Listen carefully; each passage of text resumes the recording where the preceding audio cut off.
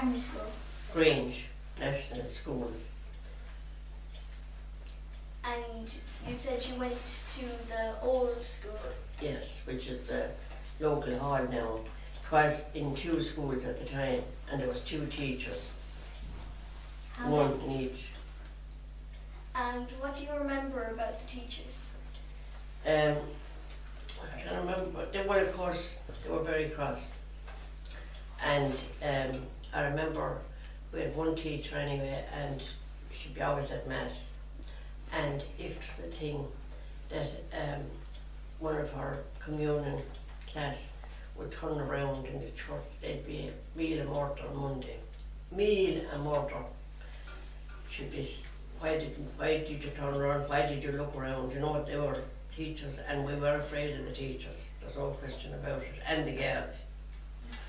You wouldn't cross them. You wouldn't ask them anything. Can you describe a typical day in Grange NS? In the Grange National School? Yeah. Well, sure, it was grand for its time. We started at 9:30 in the morning, and we had all the classes, and you didn't have a break at that time until 1 o'clock for an hour. And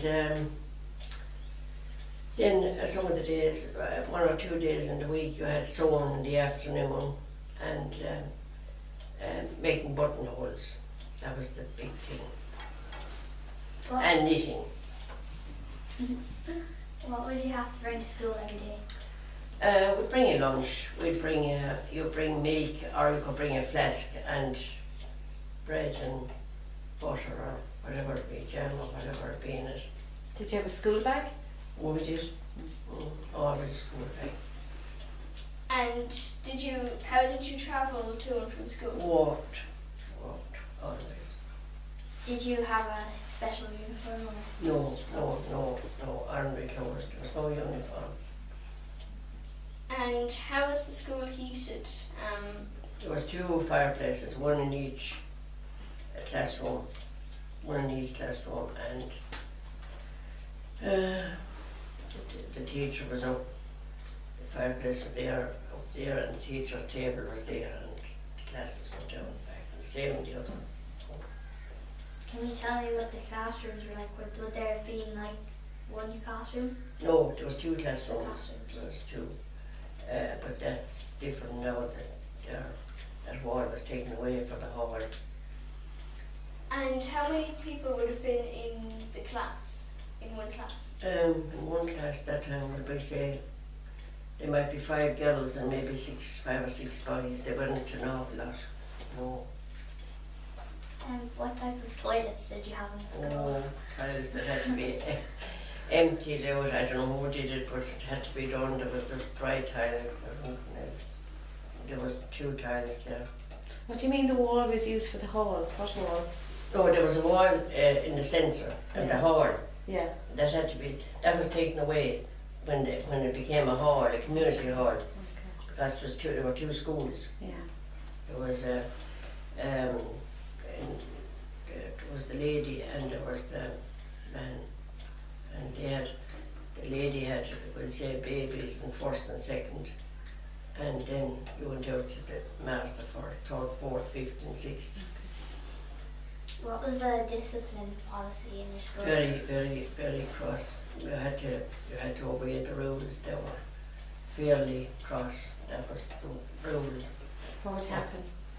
Well, I suppose you'd get a slap if you didn't, but generally you knew not to misbehave because you knew the teachers, they weren't taking anything. Is there any time that you did get in trouble? Can No. you tell us about it? I didn't, because I'd be afraid. What subjects did you do? I did just Irish and English and maths, and we did a small bit of, we'll say, geometry with Part J. It's very good in this day now. We did do a little, which was great. When we went to the secondary school, we had a bit of a gist of it, where the pupils probably in Clonmel and those places, they probably had more with the nuns than we had, So, but that was a great start. Did you get homework, and if so, how was it balanced with homework? Well, we did. Not an awful lot. No, you didn't get it, but not an awful lot of homework. But you had to do your ordinary chores when you became the age to do them, like, you know. And are there any famous past pupils from your primary school? Well, I suppose a famous man was Babs Keating, I suppose. We'll talk about him. He became famous and still is famous. And of course, we had Father Billy Meehan. He's in Clonmel now. He's a canon. They all went to Grange school. They good lot of priests came out of Grange. And Father Michael O'Connor, he was in Grange. I was playing hurling with them, and Joe Keating and all them played hurling with them. There was no other girl around. Did you go to secondary school or college? In secondary school in Clonmel, into the presentation, into the nuns. Did you like it there? They were barely hard to. We had 3 lay teachers, and the rest were nuns. And they were good teachers, there were no doubt, but they were still, nuns are fairly tough. How did you get to school if you went to Clonmel? Cycled. Sounds like On Yes. your own, or somebody go with you? My cousin came to stay with us while, and she went to school with me as well in Clonmel, on the both cycled day. And what do you think of the schools now? I think they're very easy. Yeah, though you don't think that, but you have a lot better chance now because you have computers and you have everything which we didn't have. You know, you do have a lot, you know, and you have a lot of subjects that's done with you in school, which is a great start for you, which we didn't have. We didn't go to any dancing classes or anything like that, which there was no way of going. We never went to a swimming pool because you had nothing. There was no buses going or bringing you or anything like that. So there is big changes, no doubt about it. Did you have any favourite teachers? Did I have any favourite teachers? I didn't think I did. They were all short and cross. Actually, they were all right. Sure, they were only doing their job and they had to do it and so forth and so on. Sure, that it has to be done, I suppose. And it's not easy to get a lot of children interested enough. You must. Did you go to college? No, I did not. Did you have any further education or training? No. My training was in agriculture. I just had to do that and that was it because I was the only one and I had to stay at home and start farming. I'd love to have went on a job. I would love to have went because you have a lot of friends when you go working and whereas when you're at home you don't like it's very isolated farming because you haven't many friends like that, like yourself, and you have to make up your own mind about everything. Whereas if you have a job, you have your companions and they'll say what they're doing. And that's a help for you. If you were able to pick a different job to farming, what would it have been if you? I'd love to have went nursing Yeah. because it was nice. I would like to have nursed now because I did. There's a lot of my neighbours and I was the only girl around. I did give a while looking after all and I didn't mind it. I'd like it, yeah.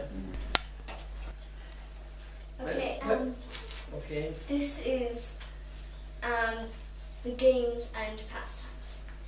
Well, the games, when we played in school, we didn't have a playground here in Grange. The only place we could go was into the graveyard. That was the only, there was no playground. But around at home on a Saturday and Sunday, as I said, all the youngsters, they were all boys from the area, would all collect and play out the field, in either Meehan's field or Cooney's field, and the hurling and football, and that was the most things were played. And did you play the hurling and football at school? No. What games did you play at school? Oh, it was only a ring, rosary, that is, and those things, you know, and tig, and you know, touching one another and you know all that. That's the one. Were there any card games that you played? The most thing we played was Snap, and we used to play Whist, and we play maybe a game in the house, and maybe at Christmas of 25. And were there any tricks played on each other or any cheating in the games? You can say that again. You can say that they were cheating. I wouldn't, would not, like you see, to be a kind of a house game, and they wouldn't be, you know, to be friendly enough, you know.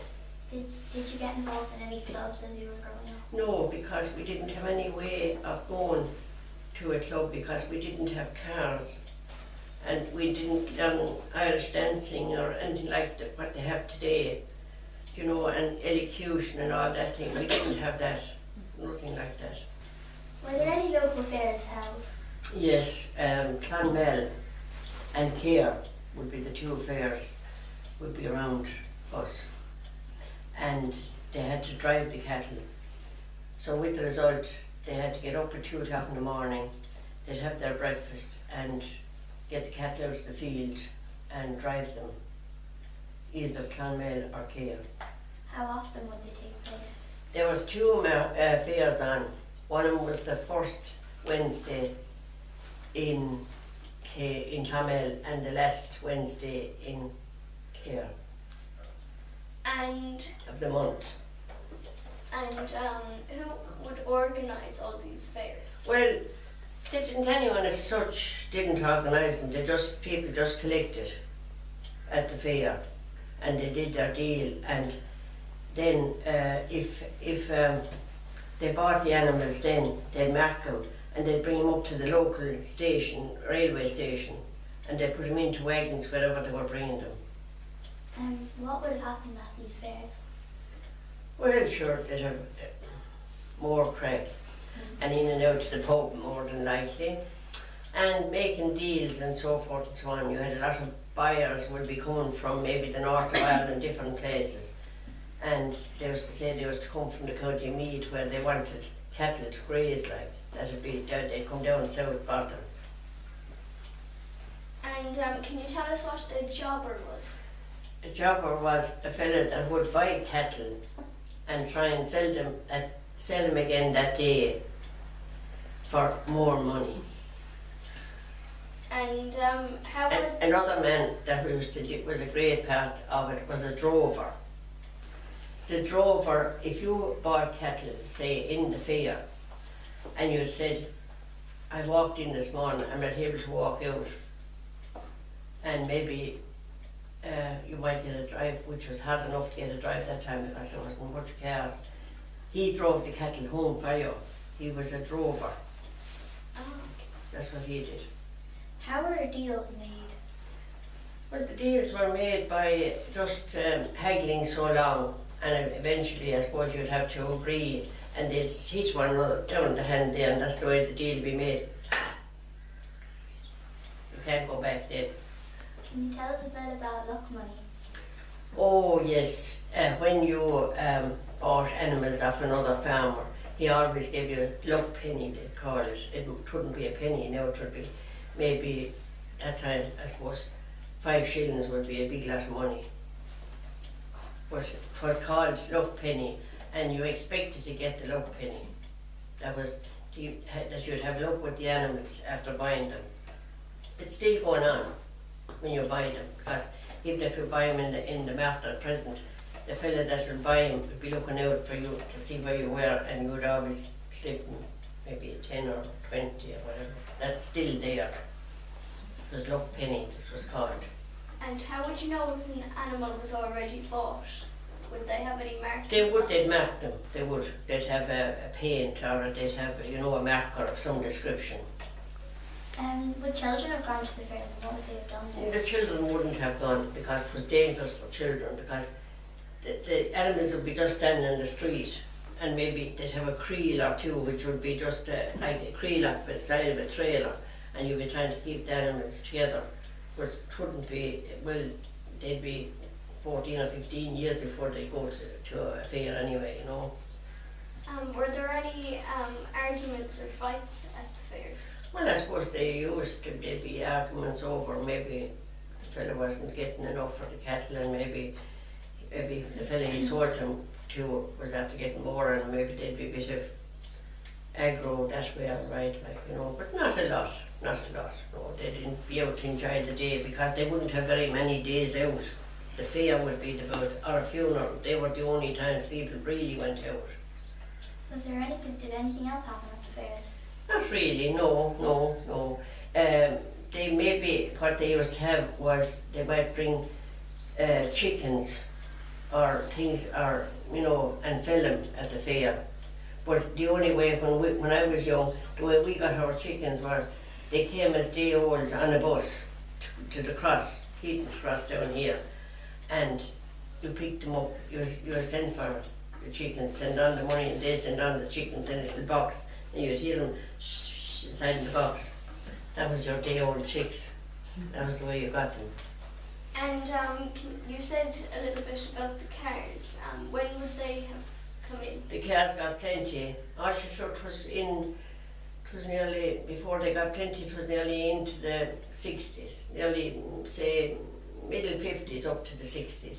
That's the time cars kind of got a bit plenty. Other than that, there was very few had cars. And when did the electricity come in? We had it in 1952. And was it very expensive? Yeah, and people were very much afraid of taking it in case they couldn't pay for it because there was no money. Money was terribly scarce, and people were afraid. And then they were saying you had to pay this ground rent, which is still there. But people were afraid, but they took it anyway. And a lot of people only had one bulb because it was so much to wire the house, you know, and they were afraid because the money wasn't there. How do you find the changes now with young children watching TV, but back there you'd be listening to stories and singing? Oh my God, I think when the young people didn't have anything like that, they were, all the enjoyment was to go out and play around, and there was no enjoyment like that or anything like that. When the television, of course, it changed everything like that, you know. Well, it did, it was great education for children, all right, there's no question. Because they saw an awful lot on television where they didn't in ordinary life, you know. What would be your earliest memories of the TV coming in? Well, I suppose we had a black and white, that was all for a long time. Oh, where did I say? I suppose around the 60s, the early 60s. That's when it got kind of... What was the most during the day? Would you have the television on during the day, or Never. What time of day would you put the Oh, telly on? never be on until after 6, After 6. because we wouldn't be in. Yeah. You'd be outside working. Yeah. And Do you have many channels? oh, just we only had the one for, and then of course as they came along we had them then, you know. Can you tell us about religion practices when you were young? Religion practice when we were young, there was so much going to mass, because that would be very hard even to get a seat on a Sunday morning. And we had 8:30 mass on a Sunday morning, that was in my time. And the church would be packed, and then there'd be 11 o'clock mass. For later people that would have children that couldn't go, they couldn't bring young children to mass, and the other parent would go to the second mass. And what prayers would you say would you be used at home? Well, the rosary, that was a must. The rosary was a must. There was no way out of it. It had to be done every evening. And what did you do in school for religion? Well, we had, for religion, we had just, you had a religious, well, I suppose they went through all the commandments, and that was your religion, your class.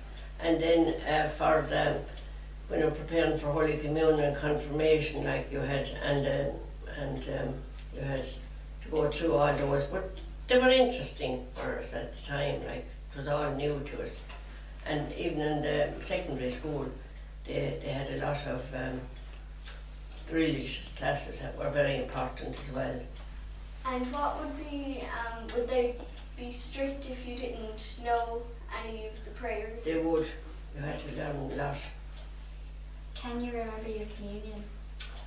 I can't, my communion, I can't remember it that well, but I remember having my photograph taken a couple of days after. You went into Clonmel, either to Boland was one man and Keating was the other man, and you sat there and he took your photo. There were no such thing as cameras or anything that at the confirmation or Holy Communion at that time there was no. And what you did then after the confirmation was probably go to your aunt's house, or that was the day out. And I remember my day of my confirmation, it was in Ballybeek, and I went to my aunt's house and they had a donkey out.